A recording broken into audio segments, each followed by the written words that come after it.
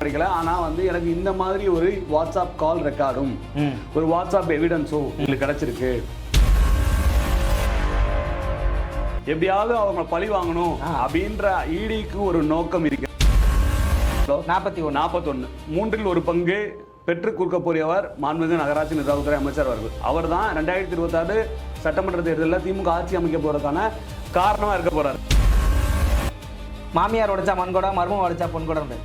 டைம்ல பிஇ படிச்சவன், எம்பிஏ படிச்சவன், எம்இ படிச்சவங்க இவங்க எல்லாத்தையும் வந்து தூய்மை பண்ணி, அதாவது துப்புரவு பண்ணி, இந்த மாதிரி கேட்டகரியில ஒரு 300 பேர்த்த பணி பண்றாங்க.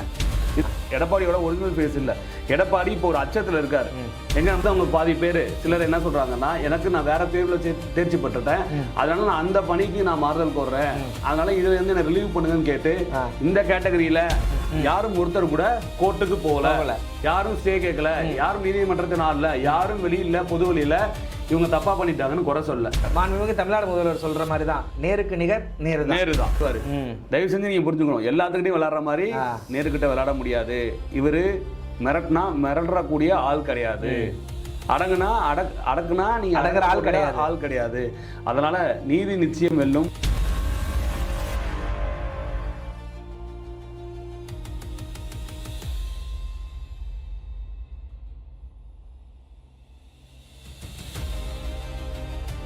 மக்கள் அனைவருக்கும் வணக்கம். வணக்கம் கோவிந்த். நகராட்சி நிர்வாகம் மற்றும் குடிநீர் வழங்கல் துறையில் 888 கோடி ஊழல். அதை வந்து நீங்கள் ஊழல்னு சொல்லக்கூடாது. அது வந்து ஒரு அவதூறு செய்தி, பொய் குற்றச்சாட்டு அப்படின்னு தான் சொல்லணும். ஏன்னா 2/2/2024 அப்போது அந்த தேதியில் ஒரு அறிவிப்பை வெளியிடுறாங்க மாண்புமிகு நகராட்சி நிர்வாகம் மற்றும் குடிநீர் வழங்கல் துறை. அந்த துறையில் 2538 காலி பணிகளுக்கான விண்ணப்பங்கள் வரவேற்கப்படுகின்றத ஒரு அறிவிப்பாக கொடுக்குறாங்க. அதன் பின் 2 லட்சம் பேருக்கு மேலே அந்த விண்ணப்பங்களை விண்ணப்பங்கள்லாம் பெறப்பட்ட அடிப்படையில் இந்த தேர்வு நடைபெறுது. தேர்வு யார் நடத்துகிறான்னா அண்ணா பல்கலைக்கழகம் நடத்துது. ஏன் டிஎன்பிஎஸ்சி மூலயமா அந்த தேர்வுகள் நடத்தப்படலை அப்படின்னு கேட்குறாங்கல்ல பலர். இதே துறையில் கடந்த 2011 2021 ஆட்சி காலத்தில் 574 பணியிடங்களை இதே அண்ணா பல்கலைக்கழகம் தான் நடத்துச்சு. முதல் கட்டமாக இப்போது நாங்கள் அறிவிச்சு 2538 பணியிடங்களை அறிவிச்சு அதுக்கு 2.5 லட்சம் மேலே வந்து விண்ணப்பங்கள் பெறப்பட்டு அப்ளிகேஷனை பெறப்பட்டு அதன் மீது பரிசீலனை பண்ணி ஒவ்வொருத்தருக்கும் தேர்வுக்கான அழைப்பு கடிதம் அனுப்பி முறையாக தேர்வு நடைபெற்று தேர்வுகால ரிசல்ட் வந்ததுக்கப்புறம் ஒரு 20-40 பேர்கிட்ட 20 பேருக்கு மேலே 40 பேருக்கு கீழே வந்து வழக்குகள் தொடர்றாங்க. அந்த வழக்குகள்லாம் முறையாக சரி செய்யப்படுறோம். 29/6/2024, 30/6/2024, 7/6/2024 இந்த 3 நாட்களில் தேர்வு கண்டக்ட் பண்ணியிருக்காங்க. ஓகே, தேர்வு கண்டக்ட் பண்ணுறாங்க. ரிசல்ட் எப்போ வந்துச்சுன்னு பார்த்தீங்கன்னா 20/9/2024 அப்போ ரிசல்ட் வெளியிடப்பட்டாங்க. ரிசல்ட் வெளியிட்டதுக்கப்புறம் கடந்த 7/10/2024 முதல் 17/2/2025 வரை நேர்முக தேர்வு அண்ணாமலை பல்கலைக்கழகத்தில் வளாகத்தில் வந்து ரொம்ப வெளிப்படையாக நடத்துகிறாங்க. இன்டர்வியூ இந்த இன்டர்வியூ முடிச்சதுக்கு அப்புறம் என்ன நடக்குதுன்னா ஒரு 40 பேர் வழக்கு தொடர்றாங்க. எப்போ தொடர்றாங்கன்னா இந்த இன்டர்வியூ நடக்கிற அந்த காலகட்டத்தில் இன்டர்வியூ முடிஞ்சதுக்கு அப்புறம் வழக்கு தொடர்றாங்க. அந்த வழக்கெல்லாம் 17/2/2025 முறையாக முடித்து வைத்த பின் நேர்காணல் நடக்கிறது. கவுன்சிலிங் எப்படி நடக்குதுன்னா, கவுன்சிலிங் நடக்கிறது கம்ப்ளீட்டாக சிசிடிவி ஃபுட்டேஜ் இருக்கு, ரெக்கார்ட் பண்ணி முறையாக கவுன்சிலிங் பண்ணியிருக்காங்க. டிரான்ஸ்பரண்டாக பண்ணியிருக்காங்க. ரொம்ப டிரான்ஸ்பரண்டாக ரொம்ப வெளிப்படையாக பண்ணியிருக்காங்க. இவங்க நடத்துனாங்கல்ல 2011-21 வரைக்கும் நான் சொன்னேன்ல, அந்த மாதிரி அந்த 10 ஆண்டு காலகட்டத்தில் ஏகப்பட்ட பணி நியமனங்கள் பண்ணியிருக்காங்க. அது எப்படி பண்ணாங்க? அந்த பணி நியமனங்களும் இது உங்க குறையா சொல்ற இந்த அண்ணா யூனிவர்சிட்டி மூலமா நடத்திருக்காங்க. ஆமா, இப்போ ஏன் டிஎன்பிசி கேக்குறீங்க? அப்ப நீங்களும் டிஎன்பிசி மூலமா பண்ணிருக்கலாமா? இதுல இன்னொரு முக்கியமா நீங்க பார்க்கப்பட வேண்டியது, டிஎன்பிசி ஒரு வழிகாட்டு நெறிமுறையில் கொடுத்திருக்கு. நீங்க 450 மார்க்கு எக்ஸாம் தான் எடுத்துக்கலாம், 60 மார்க்கு இன்டர்வியூல. இது வந்து சொன்னது யாருன்னா அண்ணா பல்கலைக்கழகம் இல்ல, டிஎன்பிஎஸ்சி ஒரு வழிகாட்டு நெறிமுறையில் கொடுத்துருக்காங்க. அதன் அடிப்படையில தான் டிஎன்பிஎஸ்சியோட வழிகாட்டு நெறிமுறை அடிப்படையில் தான் அண்ணா யூனிவர்சிட்டி தேர்வை நடத்துறாங்க. அவங்க முறையா நடத்தி ப்ராப்பரா வந்து எல்லாத்துக்கும் அந்த இன்டர்வியூ லெட்டர் கொடுத்து 1:2 ரேஷியோல தேர்வானவங்களுக்கு ஒரு இன்டர்வியூ லெட்டர் கொடுத்து, கால் லெட்டர் கொடுத்து அவங்களுக்கு இதுக்கு இன்டர்வியூக்கு வர சொல்லி, நேர்காணலுக்கு வர சொல்லி நேர்காணல் பண்ணி அதுக்கப்புறம் முறையாக அவங்களுக்கான கவுன்சிலிங் லெட்டர் கொடுத்து கவுன்சிலிங்க்கு வர சொல்லி கவுன்சிலிங் சிசிடிவி மூலயமா ப்ராப்பராக பார்த்து யார் யாருக்கு என்னென்ன டிபார்ட்மெண்ட் வேணும் அப்படின்னு எல்லாம் முறையாக ரேங்கிங் பேசிக்ல எடுத்துருக்காங்க. ரேங்கிங் பேசிஸ்ல முறையாக எடுத்து தேர்வு பண்ணி அவங்களுக்கான பணி நியமன ஆலைகள் வழங்கப்பட்டிருக்கு. மாண்புமிகு தமிழக முதல்வரால் அவரோட கையால் 2538 பேருக்கும் பணி நியமன ஆணை வழங்கப்பட்டது. ஆமாம், 6/8/2025 அன்னைக்கு பணி நியமன ஆணை வந்து மாண்புமிகு தமிழ்நாடு முதல்வர் வழங்குறாங்க. இதுல இவங்களுக்கு எங்க பிரச்சனை வருதுன்னா, ஏற்கனவே ஒரு இடி வந்து ஒரு வழக்கு தொடருது மாண்புமிகு நகராட்சி நிர்வாகத்துறை அமைச்சர். அதுவும் பழைய வழக்கு 2013 பதியப்பட்ட ஒரு வழக்கு தூசி தட்டி எடுக்கிறாங்க. அதுல வந்து 4வது மாசம் போயிட்டு இடி வந்து ரைடு பண்ணுது மாண்புமிகு அமைச்சருடைய இல்லங்களிலும் அமைச்சருடைய சகோதரியோட இல்லங்களிலும் அமைச்சருடைய மகன் பெரம்பலூர் பாராளுமன்ற உறுப்பினர் அண்ணன் அருண் நேரு அவருடைய இல்லத்திலையும் வீடுகளையும் நிறுவனங்கள் எல்லாம் இடி சோதனை நடத்துது. அப்ப அவங்க தேடி போய் எதுவுமே கிடைக்கல.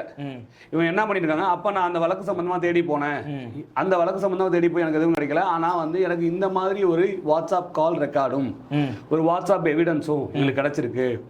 அதன் அடிப்படையில் இந்த துறையில இவ்வளவு ஊழல் நடந்திருக்கு, நீங்க வந்து விசாரணை பண்ணுங்கன்னு தமிழக டிஜிபிக்கு இடி வந்து ஒரு கடிதம் அனுப்புறாங்க. 250 பக்கத்தை கொண்ட ஆவணங்கள்லாம் அனுப்புன்னு சொன்னாங்க. இந்த விஷயங்கள் எல்லாமே மாண்புமிகு அமைச்சர் ஐயா அவர்களும் அவரோட சகோதரர் அவர்களும் இடி வழக்குல இருந்து விடுவிக்கப்பட்ட பிறகு நடக்கிறது. ஆமா, இது உச்சநீதிமன்றம் அந்த இடி வழக்கை ரத்து செய்கிறது. ரத்து செஞ்சோம்னா இடிக்கு என்னன்னா ஒரு பெரிய காழ்ப்புணர்ச்சி ஏற்பட்டுச்சு. நம்ம ஒருத்தர் மீது வழக்கு வந்தோம், அதை நம்மளால ப்ரூவ் பண்ண முடியல, கோர்ட் அதை ரத்து பண்ணிட்டாங்க, எப்படியாவது அவங்க பழி வாங்கணும் அப்படின்ற இடிக்கு ஒரு நோக்கம் இருக்கிறது. 2வது இடிக்கு மட்டுமான்னு கேட்டா மத்தியில் ஆடக்கூடிய பாஜகவும் இங்கே பிரதான எதிர்கட்சியா கூட அதிமுகவும் 2 பேத்துக்கும் ஒரு மிகப்பெரிய காழ்ப்புணர்ச்சியும் மிகப்பெரிய வலியும் இருக்கிறது. என்ன வலி அப்படின்னு கேட்டீங்கன்னா, 2026 திராவிட மாடல் அரசு மாண்புமிகு தமிழ்நாடு முதல்வர் முத்துவேல் கருணாநிதி ஸ்டாலின் அவர்களோட 2வது முறையா பொறுப்பேற்கிறதுக்கும் திமுகவோட ஆட்சி 7வது முறையா தமிழ்நாட்டை ஆட்சி அமைக்கிறதுக்கும் முக்கிய காரணமா இருக்க போறது, முக்கிய பங்கு வகிக்க போறது மாண்புமிகு நகராட்சி நிர்வாகத்துறை அமைச்சர் அண்ணன் கே நேரு அவர்கள். ஏன் சொல்றேன்னா, அவர் மண்டல பொறுப்பாளராக இருந்து டெல்டாவை மீட்டெடுத்து மீண்டும் ஆட்சி அமைக்கிறதுக்கான பெரும்பங்காற்ற ஒரே நோக்கத்துக்காக இந்த ஒரு காழ்ப்புணர்ச்சி நடக்குது. நீங்க இப்படி சொல்லலாம், நீங்க ஒரு தமிழ்நாட்டில் ஆட்சி அமைக்கணும்னா தேவைப்படக்கூடிய சீட்டோட எண்ணிக்கை எவ்வளோ? 118. டெல்டால இவருக்கு கொடுத்திருக்கக்கூடிய எண்ணிக்கை எவ்வளோ? 41. 3 1 பங்கு பெற்று கொடுக்கக்கூடியவர் மாண்புமிகு நகராட்சி நிர்வாகத்துறை அமைச்சர் அவர்கள். அவர் தான் 2026 சட்டமன்ற தேர்தலில் திமுக ஆட்சி அமைக்க போறதுக்கான காரணமா இருக்க போறாரு. அதனால அவரை முடக்கணும், அவரை வேலை செய்ய விடக்கூடாது, அவரு மேல ஒரு அலிகேஷன் ஏற்படுத்தணும், அவரு மேல ஒரு கெட்ட பேர் ஏற்படுத்தணும், அதன் மூலியமா அந்த திமுக ஆட்சி மேல ஒரு கெட்ட பேர் வரும், அதன் மூலியமா 2026 சட்டமன்ற தேர்தலில் அவங்க தோல்வியை தழுவாங்கன்னு ஒரு பகல் கனவை இடியும் பாஜக அரசும் மத்தியில் ஆடக்கூடிய ஒன்றிய பாஜக அரசும் இங்கே இருக்கக்கூடிய பிரதான எதிர்க்கட்சி திமுகவும் எடப்பாடியும் ஒரு கனவை கண்டுகொண்டிருக்கிறார்கள். ஆனா அந்த கனவுலாம் ஒருபோதும் பலிக்காது. கண்டிப்பான முறையில் இது ஒரு பொய் குற்றச்சாட்டு, இது ஒரு அவதூறு அப்படின்னு சட்ட ரீதியான முன்னெடுப்புகளை மாண்புமிகு நகராட்சி நிர்வாகத்துறை அமைச்சர் அவர் துறை ரீதியாக சட்ட மூலமான நடவடிக்கைகள்லாம் எடுத்து நீதிமன்றத்தில் எப்படி போன முறை இடி வழக்கை ரத்து செஞ்சாங்களோ அதே மாதிரி இந்த முறையும் இந்த வழக்கை சட்ட ரீதியாக எதிர்கொண்டு ரத்து செய்வார். தேர்தல் வர நேரத்தில் இவங்க இந்த மாதிரி பண்றதெல்லாம் மக்கள் ரொம்ப பார்த்துக்கிட்டே இருக்காங்க. அதுக்கு தக்க நடவடிக்கைகள் மக்கள் வந்து 2026 தேர்தலில் கொடுப்பாங்க. இன்னொரு விஷயம், இப்ப எடப்பாடி பேசுறாருல, ஊழல் 888 கோடி ஊழல் பண்ணிட்டாங்க, 2538 பணியிடங்களுக்கு 20 லட்சத்துக்கு மேல வாங்கிட்டாங்கன்றாங்க. இப்போ 2018 to 2021 10 ஆண்டு கால ஆட்சி காலத்தில் இவங்க என்ன பண்ணிருக்காங்கன்னா, மாநகராட்சிகள், நகராட்சி நிர்வாக இயக்குனர் அலுவலகம் ஆகியவற்றில் 2016 நபர்களுக்கு 2016 பேத்துக்கு மாநகராட்சி, நகராட்சி நிர்வாக இயக்குனர் அலுவலகம், அப்புறம் பேரூராட்சிகள்ல ஒரு 1866 பேர்.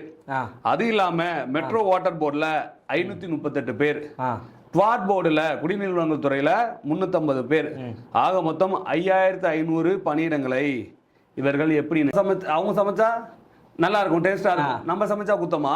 ஒரு பழமொழி, மாமியார் உடைச்சா மண்கோடா, மர்மம் உடைச்சா பொன்கோடா. அது மாதிரிதான் இவங்களுக்கு என்னன்னா, இவங்களுக்கு நல்லா தெரியும் இவங்க இந்த 10 ஆண்டு காலம்ல எப்படி இந்த பணியிடங்கள்லாம் நிரப்பினாங்க, எவ்வளவு நேர்மையா நடந்தாங்க, எவ்வளவு வெளிப்படையா நடந்தாங்கன்றது ஊரறிஞ்ச விஷயம். ஆனா அந்த மாதிரி இல்லாம திராவிட மாடல் ஆட்சி இல்ல, எந்த ஒரு கெட்ட பெயரும் இல்லாமல் எந்த ஒரு ஊழல் குற்றச்சாட்டும் இல்லாத ஒரே முதல்வர் இந்தியாவில் இருக்கிறார் என்றால் அது மாண்புமிகு தமிழ்நாடு முதலமைச்சர் திரு முத்துவேல் கருணாநிதி ஸ்டாலின் அவர்கள் தான். இது மட்டும் இல்லாமல் 2020 காலகட்டத்தில், கொரோனா காலகட்டத்தில் கோயம்புத்தூர் மாநகராட்சியில ஒரு 300 பேரை ஆட்சி முடிய போற டைம்ல பிஇ படிச்சவன், எம்பிஏ படிச்சவன், எம்இ படிச்சவங்க, இவங்க எல்லாத்தையும் வந்து தூய்மை பணியாளர், துப்புரவு பணியாளர், இந்த மாதிரி கேட்டகரியில ஒரு 300 பேர்த்த பணி பண்றாங்க. இதெல்லாம் எந்த அடிப்படையில் பண்ணீங்க? நீங்க எந்த விதியிலையுமே பொருந்தலை அவங்க அப்பாயிண்ட் பண்ணது இல்ல. அதெல்லாம் வந்து முறைகேடா பண்ணிருக்காங்க. இவங்க பண்ண எல்லா விஷயங்களும் அதிமுக ஒரு காலத்திலயும் எதையும் நேர்மையா பண்ண சரித்திரமே கிடையாது, செய்யவே மாட்டாங்க. அவங்க பண்ண அவ்வளவு முறைகேடும் மறைப்பதற்காக அவர்கள் ஒரு முகமூடியை அணிந்து கொண்டுள்ளார். இப்போ அந்த முகமூடியை தான் இப்ப காட்டிட்டு இருக்காங்க. எடப்பாடியோட ஒரிஜினல் ஃபேஸ் இல்ல. எடப்பாடி இப்போ ஒரு அச்சத்துல இருக்காரு. எங்க நம்ம பாஜக கைவிட்டுருமோ, இங்க நம்ம கூட்டணியே தாவேக வந்து கூட்டணிக்கு வரலன்ட்டான், நம்ம தெருவில் நிக்க போறோன்றது சொல்லி போட்டாங்கன்னு ஒரு மீட்டிங்ல சொன்னாரு. போட்டாங்கன்னு சொன்னாங்கல்ல. அதனால இப்போ தாவேகாக்கு ஒரு கூட்டத்துல பிள்ளையார் சொல்லி போட்டாங்கன்னு சொன்னாரு. இப்போ அவங்க கூட்டத்தோட அந்த கூட்டணி அழைப்பை நிராகரித்து விட்டார்கள். இப்ப என்னாச்சு? பிள்ளையார் சொல்லி அழிச்சிட்டாங்களா? எரேசர் வச்சு அழிச்சிட்டாங்க போல, இல்ல தண்ணி ஊத்தி அழிச்சிட்டாங்க. அதனால இவர் ஒரு அச்சத்துல இருக்காரு. அதனால வேற சப்ஜெக்ட் இல்ல. இப்ப ஒரு பேசுறது எப்படியாவது இந்த திமுக அரசின் மீது ஒரு வீண் பழியை போட வேண்டும் அப்படின்ற ஒரு நோக்கத்தோட இன்னைக்கு அவங்க இந்த 2537 பேருக்கு 225 லட்சம் வாங்கிட்டாங்க, 30 லட்சம். சரி, நீங்க இப்ப சொல்றீங்களா 25 லட்சம் 30 லட்சம் வாங்கிட்டாங்கன்னு. இந்த 2538 பேர்ல 501 பேர் சிலர் பணியில் சேர்ந்தும் சிலர் பணியில் சேராமலும், சேர்ந்தவங்க பாதி பேர். சிலர் என்ன சொல்றாங்கன்னா, எனக்கு நான் வேற தேர்வுல தேர்ச்சி பெற்றுட்டேன், அதனால நான் அந்த பணிக்கு நான் மாறுதல் கோர்றேன், அதனால இதுல இருந்து என்ன ரிலீவ் பண்ணுங்கன்னு கேட்டு இந்த கேட்டகரியில 501 பேர் இருக்காங்க. யாராவது 501 பேர் இருக்காங்க இந்த கேட்டகரியில. என்னன்னா நீங்க யோசிச்சு பாருங்க, இவங்க சொல்ற மாதிரி ஒவ்வொருத்தரும் 20 லட்சம் 25 லட்சம் 30 லட்சம் 35 லட்சம் கொடுத்து நீங்க வேலைக்கு சேர்ந்தீங்கன்னா நீங்க அந்த வேலை வேணான்ட்டு போவீங்களா? எப்படி போவோம்? போக மாட்டீங்கல்ல. நீங்க வேலை வேணான்ட்டு அந்த பணி நியமனம் வந்து ஆணையை வாங்காம இருப்பீங்களா? அது எப்படி வாங்காம இருப்போம்? இல்ல வந்து வேலைக்கு சேர்ந்துட்டு திரும்ப நான் வேற ஒரு தேர்வுல தேர்ச்சி பெற்றிருக்கேன் அதனால நான் போறேன் அப்படி நீங்க போவீங்களா? கண்டிப்பா யாருமே போக மாட்டாங்க. இவ்வளவு பணம் கொடுத்த ஒருத்தர் அந்த மாதிரி போவாங்க. கண்டிப்பான முறையில் இந்த தேர்வுகள் எல்லாம் இந்த துறையில் உள்ள நிரப்பப்பட்ட இடங்கள் எல்லாம் முழுமையாக நேர்மையாக நிரப்பப்பட்டிருக்கிறது. அதுல எந்த மாற்று கருத்தும் இல்லை. இவங்களுக்கு என்னன்னா இப்ப பணியில சேர்ந்திருக்கவங்க எல்லாம் படிச்சு நேர்மையா சேர்ந்திருக்காங்க. நீங்க யார வேணா கேட்கலாம். ஏன்னு சொல்றோம்னா, இந்த பணி நியமன ஆணைகள் வழங்கினதுக்கு அப்புறம் யாரும் ஒருத்தர் கூட கோர்ட்டுக்கு போகல, யாரும் ஸ்டே கேட்கல, யாரும் நீதிமன்றத்தின் ஆடல, யாரும் வெளியில பொது வெளியில இவங்க தப்பா பண்ணிட்டாங்கன்னு குறை சொல்ல. 193 பேர் அப்பாயின்மெண்ட் ஆர்டரை வாங்கிட்டு வேலையில ஜாயின் பண்ணல. இந்த கணக்கெல்லாம் பார்த்தா தான் நீங்க சொல்ற அந்த 501 பேர் வராங்க. வேலைக்கு சேர்ந்ததுக்கு அப்புறமே சில பேர் நீங்க சொன்ன மாதிரி ப்ரொமோஷன், அதாவது நான் ஒரு எக்ஸாம் எழுதி பாஸ் பண்ணி போறேன், இந்த வேலை வேணான்னு சொல்லிட்டு ரிசைன் பண்ணியிருக்காங்க. 100க்கும் மேற்பட்டோர் வந்துட்டு இப்போ ரிசைன் லெட்டர் கொடுத்துருக்காங்க, நான் அடுத்த போஸ்டிங் போறேன் அப்படின்னு. நீங்க சொல்ற வாதப்படி எடுத்துக்கிட்டாலுமே இவ்வளோ காசு கட்டி ஒருத்தன் ஒரு வேலையை விட்டுட்டும் அப்பாயின்மெண்ட் ஆர்டரை வாங்காமலும் போவானா? போக மாட்டாங்க. எப்படி போவாங்க? இதுங்க வந்து என்னன்னா, ஒரு அடிப்படை புரிதல் இல்லாம, ஒரு அடிப்படை அறிவு இல்லாம, இந்த முன்னாள் ஐபிஎஸ் ஒருத்தர் இருக்காரு, முன்னாள் மாநில தலைவர், ஒரு கட்சியோட இங்க மலராத ஒரு கட்சியோட முன்னாள் மாநில தலைவர் இருக்காருல்ல, அவருக்கு வேற வேலை இல்லை. இப்போ முன்னாடி ஏற்கனவே டிஎம்கே ஃபைல்ஸ்னு ஒரு பெரிய ட்ரங்க் படி எடுத்துட்டு போய் கவர்னர்கிட்ட கொடுத்தாரு, ஒரு போஸ்ட் வாங்கிட்ட. அது என்னாச்சு? ஏதாவது நெருக்கப்பட்டுருச்சா? அதுல ஏதாவது நடந்திருக்கா? ஏதாவது உண்மைத்தன்மை இருக்கா? ஒண்ணுமே கிடையாது. இது மாதிரி அதே மாதிரி மாண்புமிகு முன்னாள் அமைச்சர் திரு செந்தில் பாலாஜி மீது அவர் திட்டமிட்டு ஒரு நரேட்டிவ் எப்படி செட் பண்ணாங்கன்னா, உங்களுக்கு அதுக்கு முன்னாடி நடந்த பிரஸ் மீட் அவரே சொல்லியிருப்பாரு, வெயிட் பண்ணுங்கன்னா இடி வந்து பிஸியா இருக்காங்க, இந்த பக்கம் வருவாங்க அப்படின்னு சொன்னாங்க. அப்ப இவங்க பிஜேபி ஆட்சி, மத்திய ஆளக்கூடிய ஒன்றிய ஆட்சி, அவங்க இன்ஃபுளுன்ஸை பயன்படுத்தி இடிய அவங்க கைப்பாவையா செயல்படுத்தி முன்னாள் அமைச்சர் செந்தில் பாலாஜியை வந்து அவங்க கைது பண்ணி அவரை வந்து ஒடுக்கிடலாம். கொங்கு மண்டலத்துல வந்து ஒரு சக்தி வாய்ந்த நபரா அங்க இருக்கிறார் அவர். இந்த தேர்தலில் வரக்கூடிய சட்டமன்ற தேர்தலில் கொங்கு மண்டலத்தில் அதிகப்படியான வெற்றி வாய்ப்புகளை அவர் பெற்றுக் கொடுப்பார் இந்த கட்சிக்கு, இவர் ஆட்சி அமைக்க இவர் ஒரு காரணமா அமைஞ்சிடக்கூடாது அப்படின்றதுக்காண்டி அவர் மீது ஒரு நடவடிக்கையை இடியை வச்சு எடுத்தாங்க. அவரு வழக்கம் போல தன் கட்சி பணிகளை தொடர்றாங்க. அதே மாதிரி ஒரு காரியத்தை தான் மாண்புமிகு நகராட்சி நிர்வாகத்துறை அமைச்சர் ஐயா கே நேரு மீதும், இவரை எப்படியாவது அடக்கிடலாம், எப்படியோ ஒடுக்கிடலாம், இவங்க அடக்குறதுக்கு அவரு நேரு கிடையாது, சாரி இவர் அடங்குறதுக்கு நேரு சாதாரண ஆள் கிடையாது. இவரு பெரிய ஜாம்பவான், கழகத்தினுடைய முதன்மை செயலாளர், 89ல இருந்து சட்டமன்ற உறுப்பினராக தொடர்ந்து அமைச்சராகவும் பதவி வச்சிட்டு இருக்காங்க. பல இடங்களில் பல துறைகளில் பணியாற்றவர். மின்சாரத்துறையில் பணியாற்றிருக்காரு, போக்குவரத்து துறையில் பணியாற்றிருக்காரு, பால்வளத்துறையில் பணியாற்றிருக்காரு, இப்போ நகராட்சி நிர்வாகம் மற்றும் குடிநீர் துறையில் பணியாற்றிருக்காரு. அதே மாதிரி கட்சி ரீதியாக பார்த்தீங்கன்னா கட்டமைப்பை மேம்படுத்துறதுக்கு கழக முதன்மையாளர் செயலாளர் வந்து தமிழ்நாடு முழுக்க கட்சியினோட பிரச்சனைகள் இருக்காங்க, கட்டமைப்பெல்லாம் மேம்படுத்துறாரு. கட்சியில் உள்ள பிரச்சனைகள்லாம் சரி பண்ணி, நிர்வாகிக்குள்ள குழப்பங்கள்லாம் சரி பண்ணி கட்சியினோட கட்டமைப்பை மேம்படுத்தக்கூடிய ஒரு நபராக இருக்காரு. மாண்புமிகு தமிழ்நாடு முதல்வர் சொல்ற மாதிரி தான், நேருக்கு நிகர் நேரு தான். அதே மாதிரி இன்னொரு விஷயத்த பார்த்தீங்கன்னா இவருக்கு எந்த துறையை கொடுத்தாலும் அந்த துறையை சாதனைக்குரிய துறையா மாற்றுவார். அதே மாதிரி சேலத்துல பொறுப்பு அமைச்சரா இருந்து சேலத்துல பல்வேறு நலத்திட்ட உதவிகளை பல்வேறு மக்கள் பணியை அங்கு செய்திருக்கிறார். அதன் விளைவாகத்தான் வரக்கூடிய 2026 சட்டமன்ற தேர்தலில் அங்கேயும் அதிகப்படியான ஜெயிக்கல. முன்னாடி வேணா ஏடிஎம்கே 11 தொகுதி ஜெயிச்சிருக்கலாம், 11க்கு 10 ஜெயிச்சிருக்கலாம் சேலத்துல. ஆனா வரக்கூடிய 2026 சட்டமன்ற தேர்தலில் கண்டிப்பா 11க்கு 11 சேலத்திலையும் ஜெயிக்கும். அதுல எந்த மாற்றம் கொடுத்தல. அதே மாதிரி சேலத்துல ஜெயிக்கிறதுக்கான ஒரு முன்னெடுப்பு தான் நம்ம 2024 எம்பி எலெக்ஷன்லயே பார்த்தோம். அதுவே எடப்பாடி அவர்களுக்கு ஒரு பயத்தை கொடுத்துருக்கும். சேலத்தோட எடப்பாடியோட சொந்த ஊர்லயே அந்த யூனியனே அவரால் பிடிக்க முடியல. டிஎம்கே யூனியனா அதை மாத்திட்டாங்க. அதை மாத்தின வல்லமை கொண்டவர் மாண்புமிகு அமைச்சர் கே நேரு அவர்கள். அதே மாதிரி சேலம் மட்டுமா, நெல்லையும் சேலத்தை சீர் செய்திருக்கிறார், நெல்லையை நேர் செய்தார். இப்ப நெல்லையில இன்சார்ஜ் மினிஸ்டரா இருந்து பல்வேறு பணிகளை அவர் மேற்கொண்டிருக்கார். அதனால இந்த டெல்டா பகுதி மட்டும் இல்ல, தென் மாவட்டங்களிலும் கட்சி வலுப்பெறதுக்கான, அதே மாதிரி சட்டமன்ற தேர்தலில் அதிகப்படியான வாக்குகள் பெற்று வெற்றி பெறதுக்கான, ஆட்சி அமைக்கிறதுக்கான பல முக்கிய பணிகளை செய்யக்கூடியவர், வல்லமை பெற்றவர், ஆற்றல் பெற்றவர் மாண்புமிகு நிர்வாகத்துறை அமைச்சர், நகராட்சி நிர்வாகம் மற்றும் குடிநீர்வளத்துறை அமைச்சர் ஐயா கே நேரு. திருநெல்வேலி பற்றி பேசுறதுனால சொல்றேன். திருநெல்வேலியில் 2 பாஜக எம்எல்ஏ இருக்காங்க. அதில் ஒருத்தர் தமிழ்நாடு பாஜகவோட மாநில தலைவர். அவருக்கு வந்துட்டு திருநெல்வேலியில் மாண்புமிகு அமைச்சர் ஐயா அவர்கள் போயிட்டு அங்கே வேலை செய்கிறனால, இன்சார்ஜ் மினிஸ்டராக இருக்கனால அவரால் திரும்பவும் அந்த இடத்துல ஜெயிக்க முடியாதுன்ற ஒரே பயத்தினால ஈடியை வச்சு மிரட்டுறாங்க. உண்மை. இப்போ அவருமே பார்த்தீங்கன்னா மியூட்ல போயிட்டார். ஆக்சுவலாக இப்போ கரண்ட் பிஜேபி பிரசிடென்ட் யாரு? Nayanar Nagendran. Current president Nayanar Nagendran. X president யாரு? அண்ணாமலை. இப்போ அப்படியே உள்டாவா நடந்துருக்கு. செயல்படுறது யாருன்னா அண்ணாமலை. கரண்டா செயல்படுறது பார்த்தா அண்ணாமலை. ஆனா இப்போ வந்து மியூட்ல இருக்கிறது நயனார் நாகேந்திரன். இவங்களுக்கு இல்ல, பிஜேபிக்குள்ளேயே ஒரு அண்டர்ஸ்டாண்டிங் இல்ல. நீங்க முதல்ல உங்க கட்சியை சரி பண்ணுங்க, அதுக்கப்புறம் திமுக குறை சொல்லலாம், திமுக மீது அவதூறு பரப்பலாம், திமுக மீது சேட்டலோட. இவங்க அமைச்சர் மீது மட்டும்தான் வந்து களங்கத்தை ஏற்படுத்துறான்னு கேட்டா இல்ல. இவங்களோட ஆட்சி காலத்துல 10 ஆண்டு ஆட்சி காலத்துல நிறைய பணியிடங்களை இவங்க நிரப்பாம விட்டாங்க. அதன் மூலியமா இருக்கக்கூடிய அரசு ஊழியரோட பணி சுமை அதிகமாச்சு. இப்ப அதெல்லாம் உணர்ந்த கழக தலைவர் வந்து மாண்புமிகு தமிழ்நாடு முதலமைச்சர் இப்போ இந்த பணியிடங்கள்லாம் தொடர்ச்சியா நிரப்பிட்டு வராங்க. அது முறையானதாக நிரப்பிட்டு வந்துடுறாங்க. அதனால இவங்க என்ன பண்றாங்கன்னா, இப்போ வேலை செய்யக்கூடிய அரசு ஊழியர்களையும் கொச்சைப்படுத்தும் விதமாக, இப்போ படிச்சு பாஸ் பண்ணி வேலைக்குள்ள சேர்ந்திருக்க மாணவர்களையும் கொச்சைப்படுத்தும் விதமாக, படிச்சு பாஸ் பண்ணியிருக்காங்க, அத்தனை பேரும் படிச்சு பாஸ் பண்ணியிருக்கான், நீங்க அவனை போய் காசு கொடுத்து பாஸ் பண்ணின்னு சொன்னா அவங்க எவ்வளவு மன வருத்தமா இருக்கும், மன வேதனையா இருக்கும். அதனால அரசு ஊழியர்களையும் கொச்சைப்படுத்துறாங்க. தேர்வில் பாஸ் பண்ணி அவங்க வந்து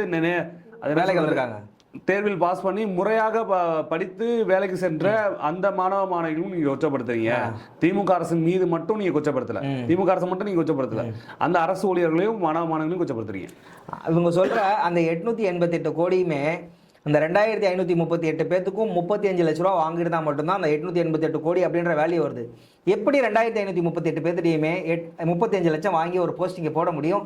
இந்த மாதிரி ஒரு நரேட்டிவை எதனால செட் பண்றாங்க? இல்ல, அவங்க இன்னொரு விஷயத்தையும் சொல்றாங்க. 10 ரூபாய் நோட்டை வச்சு ஹவாலா பணத்தை கொடுத்தாங்க. தமிழ்நாட்டில் ஒருத்தர் வேலைக்கு வரணும்னா எதுக்கு போய் ஃபாரின்ல கொடுக்கணும்? ஹவாலா பணம்ன்றது என்னது? ஃபாரின்ல வரக்கூடியதானே. இவங்க ஃபாரின்ல எல்லாம் மணி டிரான்ஸ்ஃபர் பண்றாங்க. ஒருத்தர் படிச்சு கஷ்டப்பட்டு வேலைக்கு போகணும்னு நினைக்கிற வேலை வாய்ப்பு இல்லாதவங்க 35 லட்சம் கொடுத்தா வேலைக்கு போவாங்க. அதுவும் இந்த 10 ரூபா நோட்ல எந்த காலத்துல 2538 பேருமேவா? அதான் 2538 பேரும் எப்படி பணம் கொடுப்பாங்க? எப்படி அது எப்படி அது சம்பவம் நடக்கும்னு கேக்குறேன். இவங்க சொல்றாங்கல்ல 2538 பேருக்கும் 35 லட்சம் வாங்கி இவ்வளவு ஊழல், இதெல்லாம் வந்து ஒரு சும்மா ஃப்ரேம் பண்றாங்க. கட்டமைப்பு என்னன்னா ஒரு பொய்யான செய்தி அவதூறா கட்டமைக்கிறாங்க. ஏன் கட்டமைக்கிறான்னா, 2011 காலகட்டத்தில் 2006-11 திமுக ஆட்சியில் இருந்துச்சு. 11 நம்ம திமுக வீழ்த்தணும்னு 2G ஊழல்ன்ற ஒரு பெரிய பிம்பத்தை கிரியேட் பண்ணாங்க. 1,76,000 கோடி அப்படின்னு நியூஸ்ல எல்லாம் பெருசா போட்டாங்கல்ல. அது எதுக்குன்னா திமுக ஆட்சியை வீழ்த்துறதுக்கு அவங்க பயன்படுத்தின ஒரு ஸ்ட்ராட்டஜி. இப்ப அதே மாதிரியான ஒரு நம்பர்ஸை வந்து அவங்க பெருசாக்கி 888 பெருசாக்கி பேசி ஊழல்னு பேசி இந்த ஆட்சியை வீட்டுக்கு அனுப்பலாம், இந்த ஆட்சியை வீழ்த்தி விடலாம் பகல் கனவு காண்றாங்க. 888 கோடி அப்படின்னு சொல்லிட்டு அமைச்சர் மீது ஒரு களங்கம் விளைவிக்கணும்னு நினைச்சா துளியும் அவர்களால் செய்ய முடியாது. அவரோட பேருக்கு அவர் பேரை எந்த ஒரு காலகட்டத்திலையும் கொடுக்க முடியாதுன்ற நம்ம தெரிவிச்சுக்கிறோம். கண்டிப்பா அது முடியாது. ஏன் சொல்றேன்னா, இதுல இருந்து அவர் கண்டிப்பா மீண்டு வருவார். இது வந்து அவருக்கு ஒரு பொருட்டே கிடையாது. 1,76,000 கோடி ஊழல்னு சொன்ன போய் அண்ணன் ஆராசா எம்பி அவர்கள் அவர் கேஸை வாதாடி வென்று நீதியை நிலைநாட்டி இருக்கிறார். அப்படி இருக்கிற பட்சத்துல மாண்புமிகு அமைச்சர் ஐயா கே நேரு சாதாரணப்பட்ட நபர் கிடையாது. அதனாலதான் சொல்றோம், இந்த கல்ல வரல விட்டு அந்த கல்ல எடுத்துருவாரு. தயவு செஞ்சு நீங்க புரிஞ்சுக்கணும், எல்லாத்துக்கிட்டையும் விளையாடுற மாதிரி நேருக்கிட்ட விளையாட முடியாது. இவரு மிரட்டினா மிரளக்கூடிய ஆள் கிடையாது. அடக்குனா நீங்க அடங்குற ஆள் கிடையாது. அதனால நீதி நிச்சயம் வெல்லும், அதில் எந்த மாற்று கருத்தும் இல்லை. இவங்க சொல்ற கணக்குக்கே நம்ம வச்சுக்கிட்டாலும் நம்ம ஆட்சியில் இப்போ ஐயா அவர்கள் துறையில் 2538 பேருக்கு 35 லட்ச ரூபா பணம் வாங்கி 888 கோடியின் பின்பத்தை நரேட்டிவை செட் பண்ணுறவங்க, நீங்கள் சொன்ன மாதிரி 2011 டு 2021 ஆட்சி காலத்தில் நீங்கள் சொன்ன அதே டேட்டா தான். ஒவ்வொரு துறை வாய்ஸாக ஆள் அப்பாயின்மெண்ட் பண்ணியிருக்காங்க. மொத்தமாக 5500 பேர் அப்பாயின்ட் பண்ணியிருக்காங்க. அந்த 5500 பேருக்கும் 35 லட்ச ரூபா இல்லை 30 லட்ச ரூபா ஆவரேஜாக வச்சுக்கிட்டாலுமே 2000 கோடி வருது. 2000 கோடி இவங்க ஊழல் பண்ணியிருக்காங்களா? ஆமாம். அப்போ என்ன, நீங்கள் சொல்கிறபடி பார்த்தா முதல்ல போய் அவங்களா நீங்கள் 2000 கோடி ஊழல் பண்ணீங்களா விசாரணை பண்ணணும். அதுக்கப்புறமா நீங்கள் எங்கேயும் வாங்க, சரிங்களா? அதனால இவங்க என்ன வந்து இவங்களோட ஒரே நோக்கம், ஒரே எண்ண ஓட்டம் என்னன்னா திமுக ஆட்சியை வீழ்த்தணும். அது மட்டும் தான் குறிக்கோள். அதுக்கு எந்த எக்ஸ்ட்ரீமுக்கு வேணா போறதுக்கு அவங்க தயாரா இருக்காங்க. தயங்கவும் மாட்டாங்க, கண்டிப்பா தயங்கவும் மாட்டாங்க. அந்த எக்ஸ்ட்ரீமுக்கு போறதுக்கு அவங்க தயாரா இருக்காங்க. ஆனா அதெல்லாம் எதிர்கொள்றதுக்கு எந்த எக்ஸ்ட்ரீமுக்கு வேணா போறதுக்கு மாண்புமிகு அமைச்சரும் இருக்காங்க, இந்த கழக ஆட்சி இருக்கு, நம்மளோட சட்டத்துறை அணிகளும் இருக்கு. அதுல எந்த மாற்று கருத்து இல்லை. மக்களுமே திராவிட மாடல் அரசோட தான் எப்பயுமே துணையாகவும் இருக்கிறாங்க, சப்போர்ட்டாகவும் இருக்கிறாங்க. ஏன்னா அவங்களுக்கு தெரியும் யாரு உண்மையா நேர்மையா பணி நியமனம் செய்யறாங்க. இவ்வளவு பணியிடங்கள் பண்ணிருக்காங்க. ஏதாவது ஒரு இடத்துல ஸ்டே கொடுத்துருக்காங்களா? இதெல்லாம் போட்டு தப்பு, இதை தொடரக்கூடாதுன்னு ஏதாவது இந்த ஆட்சியில கடந்த 4 வருஷம் ஆட்சியில ஏதாவது ஒரு இடத்துல நீங்க பண்ண பணி நியமனம் தப்பு, இதை பண்ணக்கூடாது அப்படின்னு எங்க ஒரு இடத்துல கூட வரல. ஏன்னா எல்லாம் முறைப்படி நடக்குது. முக்காவாசி பணியிடங்கள் எனக்கு தெரிஞ்சு 70-85% வந்து டிஎன்பிஎஸ்சி மூலயமா தான் நிரப்பியிருக்காங்க. அதே மாதிரி இந்த தேர்வும் டிஎன்பிஎஸ்சியோட வழிகாட்டு நெறிமுறைப்படி தான் அண்ணா யூனிவர்சிட்டி நடந்திருக்கு. அதனால கண்டிப்பா இவங்க சொல்றதெல்லாம் ஒரு பொய் குற்றச்சாட்டு, அவரது குற்றச்சாட்டு. அதில் எந்த மாற்று கருத்தும் இல்லை. திமுக அரசின் மீதும் மாண்புமிகு நகராட்சி நிர்வாகத்துறை அமைச்சர் மீதும் ஒரு காழ்ப்புணர்ச்சியின் காரணமாக அவர்கள் மீது ஒரு அவதூறை பரப்பி 2026 சட்டமன்ற தேர்தலில் வெல்ல நினைக்கிறார்கள். அவர்கள் எண்ணம் ஒரு பேரும் ஈடேறாது, கண்டிப்பா ஈடேறாது. நீதி வெல்லும், நீதி வெல்லும், நீதி வெல்லும்.